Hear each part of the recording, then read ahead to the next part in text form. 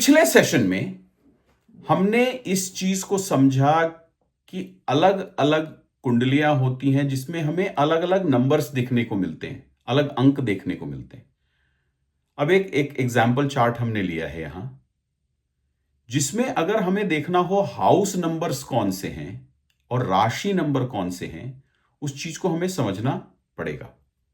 तो ये देखते ही हमें समझ में आ गया ये कुंडली, क्योंकि इसकी शुरुआत जो हुई है, इस कुंडली की शुरुआत हुई है 4 नंबर से, और 4 नंबर राशि जो है वो कर्क राशि होती है। हमें हमेशा पता है। ये कहां से पता है?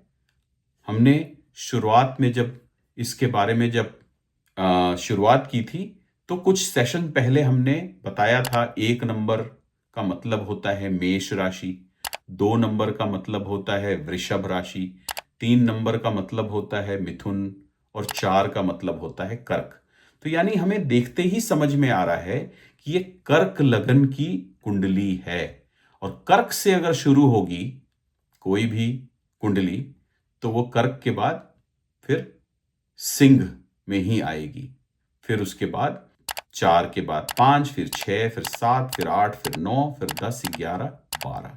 अगर आपको ध्यान होगा तो हमने इसको एक टेम्पलेट के माध्यम से समझने की कोशिश की थी। एक टेम्पलेट था हमारे पास जिसको हमने समझने की वहां पे कोशिश की थी। उसको देखते हैं। एक ये टेम्पलेट था। अब जैसे ही हमें कर्क लगन आया, अब ये देखिए कैंसर लगन जैसे ही आया, 4 नंबर यहां पे शुरुआत हुई। लेकिन रोमन नंबर्स से हमने आपको कहा था कि रोमन नंबर्स का मतलब है कि ये पहला घर है, ये दूसरा घर है। तो जब हम एग्जाम्पल चार्ट को फिर से देखेंगे कि ये जो है प्रथम भाव है, क्योंकि भाव या घर हमें कभी भी कुंडली के ऊपर दिखता नहीं है, वो हमें याद करना होता है। ये हमें हमेशा पता चल गया कि ये द्वितीय भाव है, सेकंड हाउस है।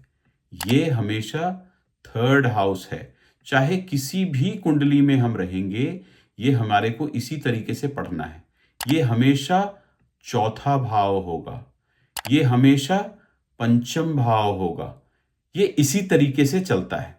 लेकिन इस कुंडली के अंदर हमने देखा कि ये कर्क लगन है, और अगर इसको हम समझने की कोशिश करें, इसका मतलब क्या है, हम अगले सेशन में हम इसके बारे में इस कुंडली को पढ़ के और इसको समझने की कोशिश करेंगे कि कौन सी राशि और कौन सा भाव।